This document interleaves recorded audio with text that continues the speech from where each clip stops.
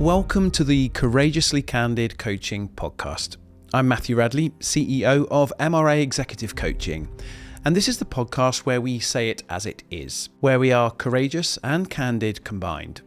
In this episode, we will be bringing the challenge to all current or aspiring non-exec directors who are yet to undertake any formal executive development for their roles, and the risks of believing that their experience will be enough to add value and to keep themselves and their organisation safe. Let's dial up the development at the most senior level in organisations. My guest today is Linda Sleath, Chief People Officer and Non-Exec Director, who has trusted MRA with executive coaching, board coaching and coach training within her businesses and for herself, and has said yes to bringing her truth to our conversation. Linda has been recognised for her consistent belief in the possibility of others and has herself trained as a professional coach. We are in the company of a definite champion for coaching today. So, welcome, Linda. Hello, Matt. Hello, Sophie. Good to be here. Good to have you with us. Before we get into some juicy content, let's go straight to a place of our relationship. So, it's 15th year in 2025 for MRA. Let's talk about your experience of being with MRA at the beginning and where you are with us today, while you're still in the seat opposite us in this conversation. Yeah, well, it's been 11 years. Yeah. It's our 11th year anniversary. Love that. Cheers to us. Yeah, exactly. Chin chin, water. In fact, I remember the first time I met you. So I was as part of the exec at Boots International, and we decided we were going to go through as an exec some executive coaching with the view then the next level down. And I met you in, I think, one of the coffee shops in D90. This ball of energy coming towards me, and like, oh my God, you're fab. And especially knowing the other colleagues that you'll be coaching. And I think the reason why, I mean, you are, I said earlier about I'll ring the bat phone or the mat phone, is because it was so changing. The process was so changing. Because if I think about it, when I'd had coaching before, but I think that was just lightweight coaching. I was very naive because you really focused on understanding self first. And in a really positive way, it kind of turned us all inside out and went, hang on a second, this is actually me at my best. And as I've used you over the years, I mean, pretty much most businesses I've been in, I love it when senior leaders go and you'll know the person I'm referring to, well, it's just a cosy chat and a cup of tea. No. This is about unlocking performance. And when they come back and go, oh my God, that was transformative. That's why I'm still sat in the chair today. Amazing. It's such a pleasure having you here. It's been funny watching your transition over the years from being a leader in an organisation to multiple layered up leaders to a conversation we're going to have today, which is about being a non-exec director and developing capability in that space. So it's funny, we're both kind of growing up together in that journey, which I like. Sophie, you've led in the conversation around sort of non-exec director capability. It's your area of expertise. So do you want to jump straight in with Linda and let's see where the conversation flows? Yeah, sure. So Linda is an absolute kindred spirit when it comes to all things board related, non-executive director related. And I think obviously Linda, having been through our NED programme herself, just brought such a wealth of experience. And I think one of the very first conversations that you and I had, and I completely aligned on, is there's just not enough qualifications and credentials in terms of what the NEDs are bringing. They're the assumption of, well, I've sat as a chair or I've been a CEO for X number of years. So, of course, it's a natural fit that I should be a NED. Talk to me, Linda, about what the downfall of that is. Where's the issue in that when you think about governance and all the great things that we know are so important? Yeah, because so I think the course I went through, really focusing on that governance. And I think that's a key thing, having sat on the executive team at Tops of PLC, seeing the importance of that. is I hear so many of my peers going, I'd love to be a NED. And I think they're looking at it through the lens of, I can do 1 day a week, and maybe an AGM, and I'll take the fees on top of. And then, you know, I know some people that have a portfolio without the experience, because what they're not thinking about is the liability, the responsibility, the accountability. And in terms of, it's a great role to guide and steer and mentor, but when it goes wrong, because that independent element of it, you know, we can all think of those people sat in front of Parliament being scrutinised. Do you want to be one of those people? Because actually, as a statutory director and a non-exec director, you will be held accountable. Yeah. And I think people go blindly into it. Now, that said, even with that qualification, you've got some people who have worked in that an exec team, operating boards for many years. They have gained that experience. They see it. They get it. Probably their transition is you're not an executive anymore. You're independent, and that's a fine balance. But yeah, when it goes wrong, and I'm a bit of a geek and a nerd when it comes to governance, and you know, one of my favourite books is the non-exec director handbook. If you read that, some of the case stories are like, wowzer, do you really want to be a NED now?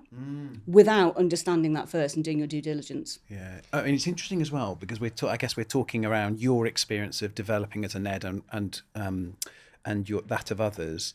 I guess there's also the angle, which is organisations when selecting their NEDs, do they select for competency-based qualifications with governance and accreditation, or are they bringing people in invariably because there's somebody who knows somebody who knows somebody, or length of tenure, etc. So talk to me a little bit around your beliefs about the selection process of non-exec directors and actually what organisations need to do to lift up in that way. Yeah, and I've probably seen both. I've seen it done really well in terms of really ensuring that person understands what they're stepping into, has also the experience of operating at that level, even if they've not been a NED before. Yeah. But I've also seen it, well, actually, I've got this great mate, he's got great experience, and in the sector, so bring some great thinking, but probably haven't set out to that person, by the way, this is what you can expect. Here's all the paperwork, make sure you read it before you sign it. Because if you think about what goes into an annual report, you know, you will be accountable as that non-exec director, and even more so if you're a chair of one of the committees, when you're sat in front of those shareholders that are voting, sometimes against you. Are you prepared for that? Nice. And that ability to retain that objectivity, which is so important as part of that, you know, that onboarding process and how you've arrived in that space. And I think there's something, and you see this again and again, an unseen skill set that absolutely I don't think anybody is really looking for when they're onboarding NEDs or bringing NEDs in, but that you have in spades, and that I think gives you that real unicorn proposition. It's the fact you're a coach. Yeah. Because that ability to be a trusted advisor on a board means you're going to champion that organisation, but you've got to have some tough conversations as well. You've got to be really skilled at asking good questions, to really evoke what's really going on here. Yeah. What behaviours are we seeing? What's the dynamics at play? And I think often, along with the governance piece and that legal obligation as a director, a huge gap in an exceptional NED, and that's what you want because there's not that many NED roles available, is the fact that they don't coach the board and they don't coach the exec. And it's an absolute massive value add. Agree. Well, what is it with that? I mean, that's a superb reflection back. The value of you having that coaching capability alongside the governance and the non-exec the best practice. I guess sort of sitting here in real world experience, you'll have been I want you to think of a time when you've been on a board and you've had horrendous NED input. The worst experience that you've got. Okay. Obviously, we're not going to name check that individual or that organisation, although maybe would be courageously candid and then some. But with that sort of thinking, when it's absolutely gone against your own I guess, best practice of learning of what it really should be. What's been the impact on you in the board space, having a NED who doesn't do what we know best practice would say they should? What's the felt experience for you on being a member of a board? Yeah, so probably more so experience as being part of the exec co. Obviously, it drains your confidence, and next time you're sat there, probably be a little bit more cagey. It doesn't create that environment whereby you're exploring opportunities and kind of understanding the why behind it. Now, that said, there are times when actually, the agenda dictates that actually it is very prescriptive. And probably my moments have been in those moments. I've also seen, I've had the pleasure of seeing some really experienced NEDs in operation, and some deft moments between each of them when one NED will realise the other NED's overstepping, but do it in such a way of we need to consider X, Y, and Z. Because sometimes you'll have an advisor in the room as well, depending on the committees, because you actually want us to say that before the advisor says it, because obviously everything's minuted as well. So I think that's why the coaching is important. And the book that we went through, The Dynamics of the Boardroom, which is like, I love that book. Yeah. I mean, I probably read it in a day. Yeah. And I've seen so many of those scenarios in different boards, be it PLC, private equity. Yeah. The importance of reading that room and seeing the impact, especially more so around overstepping. Yeah. And the loss of independence. Lovely. So, if I were to sit on a board and if I saw that, probably wouldn't do it in the moment, depending. But, take that NED aside and go, look, you need to understand here the impact that you've had. Because, again, that's the big danger for a lot of NEDs, is that overstepping. And actually, as an executive myself, no, that's not your role. Again, it goes back to that. Really think about what the role of the NED is before we take it. But coaching, absolutely important. So at its worst, it almost reduces confidence in the decision-making rights. Because of the overstep and the overreach in that context. I think as well then, board meetings, and again, it depends on the cycle. There are some board meetings is actually about making sure that are we doing all the governance pieces that we need to do, especially in the run up to an annual report. But ultimately, when you come into a NED, you're there to guide and steer. So in previous businesses, we've had strategy days. They're the best ones, where a NED goes, well, in my experience, you might want to consider, or actually that NED spends time with you as an executive team. I love that. So again, having a NED that's got that coaching ability, because ultimately, what's the role of a NED is to have that independence, that oversight, but also it is around doing right by the company, actually seeing, helping that company thrive and grow. And you can only do that if you're actually then growing the executive team underneath. So it's just super important in all ways. Yeah, lovely. That building of that trust. Oh, yeah. Is vital, which is why the due diligence is so important. And it's that thing again that almost, again, it's a bit neglected. Yeah. Have you really looked at this organisation? Have you really met the chair? And can you have that open adult dialogue with them? That retains that objectiveness, but also brings that sort of real trusted advisor, that real ability into that space. So what advice would you give, Linda? Okay. And let's make it as courageous as we can, to somebody thinking about stepping into the NED space? I mean, the first question is why? Why do you want to do it? Is it because you want to do one day a month and get paid, depending on the company, some quite juicy fees? Have you got the right experience? And then are you really clear, depending on the organisation, and to be fair, irrespective of whether it's a PLC, private equity or an NGO, is, do you know what that entails? Have you read, a statutory director, your liability? Are you really clear? And actually going, have you read their annual reports? Are you joining a business that's got a track record of,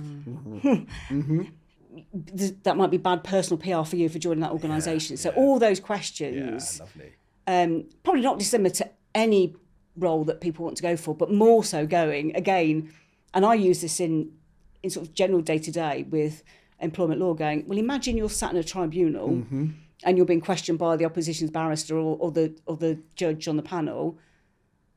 How will that feel? And can you sit there and go, actually, I did the right thing at that moment in time? Similarly, you know, if I were to Google on YouTube and you're being questioned by, I can't remember the barrister's name that was questioning the post office employees, you know, can you sit there and go, no, at that moment in time, I did the right thing. And actually, I was the one that had that independent voice. If you can't do that, don't do it. You shouldn't be in the room. Exactly.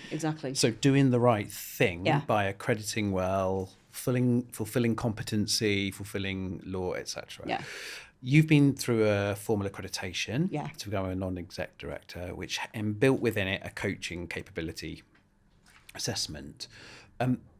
Can we just go inside of you just for a brief bit? Okay. And I guess there's a little bit of courage within you to share on this bit of the conversation. What did you learn about yourself? Not your competency or your knowledge, but what did you really learn about yourself through the lens of developing through non-exec director certification?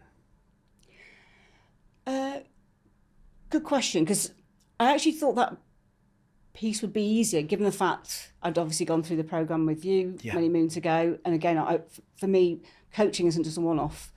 It's something to be revisited. And then obviously doing my qualification through Henley, I probably found it a bit difficult, and maybe that was situational, but really sort of examining what is my leadership style, my coaching style, and also how can I maintain that independence? Because as we've all got, and mine sometimes shouts mind talk, and when you're in those situations on the board, can I actually shut that up and go, step out myself and step into the coaching space? So in other words, making sure I wasn't getting in the way of myself. And it was really challenging, so given the fact that I like to think I'm incredibly experienced in that space, to kind of go, oh, hang on a minute. But I think it was massively useful. I think the course is a wonderful complement too, to give people the right skills, but understand self, which for me, that's what coaching's all about. Understanding your true self, you at your best, what gets in the way, etc., which is absolutely critical to be a NED. And a long, successful NED that actually people are knocking on the door going, come and be on our board. Exactly. What have you had to stop doing? So take your leadership operational hat off, your coaching hat off, just for a minute. In order to sit in the NED space, what's the one thing you've had to really stop to enable that board to function in the way in which we might want it from a dynamic point of view? I suppose for me, so me at my best, trust my experience, trust myself. When I'm not feeling that, what gets in the way for me is self-criticism, which makes me second guess, which then makes me think, oh, should I really say this? And I've been in situations when I've walked out the room going, I know I was right, it was the right answer, it was the right thing, I should have said that, and I didn't. So in a NED situation, you know, imagine sat on a board and, you know, hang on a minute, this is going to be an absolute car crash. You know, there's some financial wrongdoing. Oh, hang on a minute, I'm second guessing myself. Yeah, love it. Because ultimately, should I sit in front of a Parliament hearing going, you can see by the minutes, I called it out. Well, not anybody chose to listen to me. But again, I like to think with my confidence, I can land a message well. So so I think for me, sort of in brief going, don't criticise myself, trust in myself. And probably not think, oh, everybody's judging me. Because they're not, they're probably thinking about what they need to think about. So I love that. Hopefully that makes sense. And it's about you being courageously candid, right? But having done that qualification and then having that courage to say, I can bring that balance, I can bring that candid question or reflection or observation. What's the danger to NEDs entering into the profession with no formal training? Again, I think if they've had good grounding and they see that they would have been part of exec co's that are supporting annual reports, committees, etc. I say annual reports because actually that's the wash-up that goes to the AGM, and also from the PLC world, goes out there to the investor bodies and the proxy bodies who then like to criticise it and no, we don't like that, we don't like that. If they are relatively fresh and haven't been in exposure to that, I think they do go in blindly. I think they do, even if the company has set them up for good due diligence, they won't necessarily have gone through, oh, by the way, read the handbook. Understand your liability, understand what it actually means to be a statutory director. And yes, we've got directors' liability insurance, but that doesn't stop the fact is that, again, varying degrees of liability, but, that could come back to you. And I think for me is that professional and personal damage that can do that individual. And in my perspective, what I enjoyed and what I enjoyed at the course was when we started going, oh, actually, I know a lot of this from doing the job that I was doing before, going, oh, okay. And I like to know, for me, that gives me confidence. So I'd want anybody going to NED going, understand that, build your confidence in understanding that, because you'll be able to then see those moments when actually, hang on a second, we're not fulfilling our roles. Which is then also, you've got to keep up to date with everything as well. That was my next question. And so was mine. Lifelong learner for Linda, as she is, was mine. And that sort of, as a lifelong learner, as I know that you are, Linda, and the importance of that, at that very senior level as NED, if you don't have the credentials, you haven't got the qualifications, what message does that send? Yeah, the message, the exec code that might have varying degrees of experience, the message is, it doesn't matter. I just think probably early in my career, or something recently, exposure to NEDs were very much, again, somebody came in because they know somebody, and probably much more directive. And that isn't the role of a NED. I think I've seen some great NEDs whereby, they come to the meetings and go, by the way, actually, this is the latest thinking. I had a fantastic remuneration chair who was brilliant at guiding me through, because in HR, Remco is something behind the curtain. And when I was first exposed to it, I was like, oh my God, this is really scary. And then really thought, no, I'm going to embrace this. And actually became a bit of a geek about it. And she was very good going, you need to consider this, and this is the latest thinking, this is where you need to go, and anticipate for when you're sat in those meetings. And I could only have got that if I hadn't had her going, actually, she's come up to speed with her lifelong learning. And things change because every single cycle, again, I am sort of biasing towards sort of PLC, because the rigour, I mean, that was a great way to kind of get exposure, is every single cycle, the governance might change, or, I don't know, a bigger company gets slammed for something. Hang on a second, we need to make sure we don't do that next year. Because ultimately, nobody wants to sit in a shareholder meeting and the shareholders say, no, we don't want you anymore. And the vote goes against, and then the share price drops. Nobody wants that. And that's an important reflection as well, isn't it, Linda? As a NED, you're not there to necessarily serve the organisation per se. You're there to serve the shareholders through that lens of true corporate governance. And so that real eye on the shareholders, the strategy, the numbers, the right best practice in terms of behaviour and governance. And I think that's a real shift from being a vertical director. Isn't it? And you're really thinking more about the organisation within. I just think that's to your point, that real link for NED, again, that thing that they need to think about. It's not just rocking up one day a month and having a code. It is absolutely serving a real purpose. And the question, what's your value add? How are you creating value for these shareholders? And it won't be because you're so-and-so's friend, or you're a great sales director, but actually you can't coach people, or you don't really understand corporate governance. It's interesting. I'm sort of hearing your view of the world, and sitting sort of here in an independent position just for a moment. It feels to me as though role of the NED, although it has a baseline set of competencies, which is governance, etc., is actually to be a team coach, to work through dynamics and understanding and subtlety, really deeply understanding the individuals, but more so understanding the collective system that is at a board level, and the stakeholder groups and the constellation of relationships that sort of plays out. It feels so obvious as you're articulating it. I just don't know how often we would see a NED have a capability set that allows them to coach a team to be a collective single entity rather than a group of individuals in that context. So it just feels so clear when you articulate it.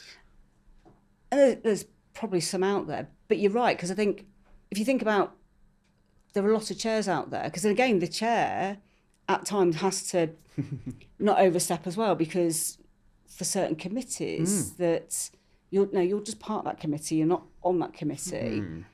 So, but very often chairs will think they own the show, they're moving it forward. So having that power of a team coach to almost kind of how we're all going to play in this space, but then also being able to recognise then how the exec team operate with that board as well. Because that will sort of ebb and flow, depending on the cycle. And in probably smaller boards in different business structures and ownership structures, probably in some ways that's even more important, because whether you like it or not, in a PLC world, you have that framework you've got to operate within. And that probably keeps you a bit more rigid. But probably, having somebody who's got that ability to sort of the team dynamic, as opposed to just rocking up and just basically going through a load of slides and then going home. And it's that thing, isn't it? I think it's the intention that a brilliant NED is there to leave that organisation in a much better place than they found it, rather than just come be a bit directive for 3 years or do their 3 of 3 and then disappear. It's how do we make this team and this team of people even better to serve the shareholders than how I find them today. It's interesting because we're sort of talking quite a lot because your experience around the sort of corporate world. Obviously we do a lot of coaching in family boards and family board non-exec directors and all of those pieces. We'll talk about that on another podcast because that's a completely independent style of coaching and a different dynamic. I mean, when we talk about another coaching, 10 layers. coaching and dynamics in that context is in itself another entity. So we should talk about that, and we should also talk a feature date around third sector and what it is to be non-exec director and different types of governance, because all of those things will be relevant to people. Okay, Linda, let's maybe take a moment to look at this from a slightly different angle. And again, this might be a bigger conversation than just for today, but let's go light on it just for a moment. So there are, of course, NEDs out there who are already practicing, but maybe don't have formal accreditation. Why might they want to, or why might they not want to invest in themselves in that way? A great question. I think they might not want to, because they probably think, well, actually, I've got this portfolio of experience. Why should I? Why do you want me to do that? I'd like to think they'd want to, because actually it gives them, again, things constantly change, that rubber stamp. And actually thinking, if it ever goes wrong, they can say, well, actually, I've done the qualification. It might be something, the situation that it's gone wrong might not be down to them, going, well, actually, I've done my sort of studying. But I also think to get over that barrier, because obviously there's board effectiveness reviews on an annual basis, of varying different degrees depending on the organisation, perhaps there's an element of that should be woven into, irrespective of your tenure, that should be something in some form that should do. Or, obviously, NEDs only do a certain amount of years for the very reason, keep them fresh, keep them independent. It could be that actually, if you want to get another NED role, you've got to get that accreditation, otherwise you don't get approved. So, but I think some of it's people think I've got all the experience and maybe a little bit of ego. And I wonder if there's something in there around reframing it rather than gaining an accreditation in something I'm already doing. It is actually more from a continuing professional development lens. And I'm just growing and I'm building and I'm learning and I'm already doing it. But why wouldn't I keep going and keep going and keep going as we'd expect everybody to do? So there's probably a potential reframe in how somebody sees certification for something they already do. And that's why I think how you've approached it is really good, because in terms of how you've set it up, getting all the information out there and the bodies, because some of them the courses out there are quite onerous, quite dry, but whether or not they bring it to life and go, can you imagine yourself in a situation, how would you deal with that, etc. I think this makes it more palatable. Yeah, that's right, so it's probably something that absolutely needs to be looked at. But nice. But and great also, question. It's a great question, and I think what it also does for established NEDs is it gives you a point of difference. Yeah, exactly. Because, there are... so I'm a member of the Institute of Directors, and they have sort of a NED recruitment agency, if you will. And actually having the accreditation should make you stand out for those roles. So, I know it gives me confidence. But that's just me. But I hear it. I hear you consistently saying it gives me confidence, and more than anything, this idea of being able to look yourself in the mirror and know that I did the right thing. Should I ever be placed in one of those awkward positions where I'm being questioned on my integrity? Competency. I have a competency in this space. Amazing. Exactly. Okay, so we'll be sort of coming towards the end of today's conversation. So sitting here with your expertise, talking to those people in the who are listening around developing yourself in the competency of a NED, what are the negotiables and what are the non-negotiables? Call it out. Ooh, okay.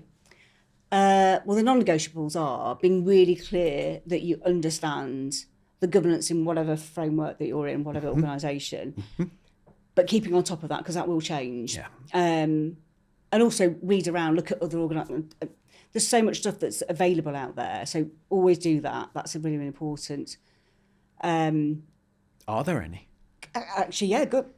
I'd probably say not.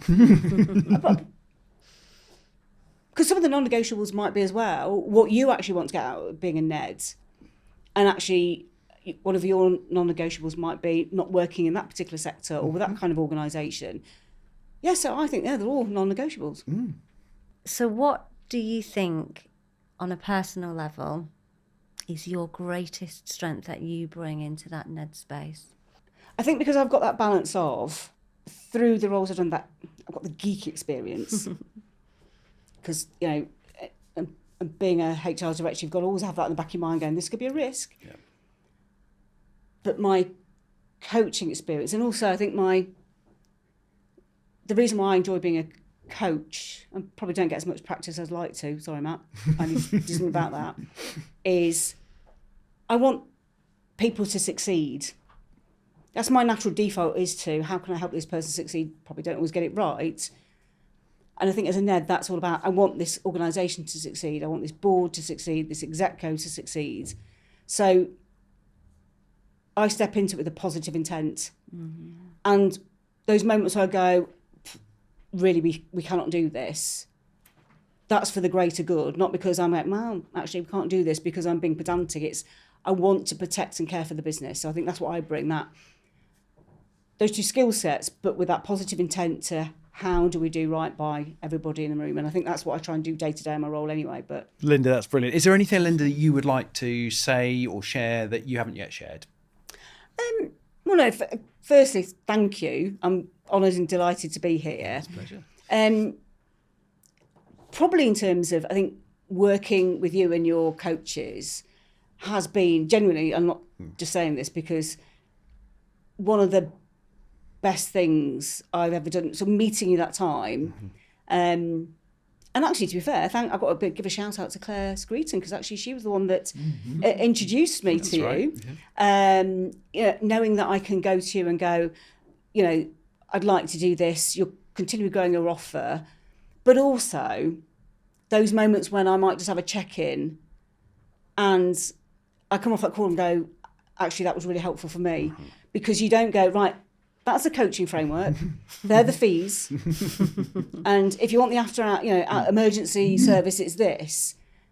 I know that I can bring you to an organisation and you're going to make me look good, but you're going to make the team success because you can. But also, you've been massively helpful to me personally over the years. And that's why, for me, coaching is you just do it once. You have to revisit elements of it, coaching the moment. And as leaders and as directors and non-exec directors, we should all be doing that. Yeah, really. So, but yeah, thank you. Thank you. Thank you. Thank you for bringing your truth into our conversation. It's been You're a pleasure. And I'm sure you'll be back in that chair at some point again. She will. I also buy the fern. Thanks, Linda. Thank you. Linda. If today's episode resonated with your own experiences, take it not as advice, but as a mirror. We'll be back next time with another coaching conversation that dares to go deeper. We look forward to seeing you then for some more courageously candid coaching conversations.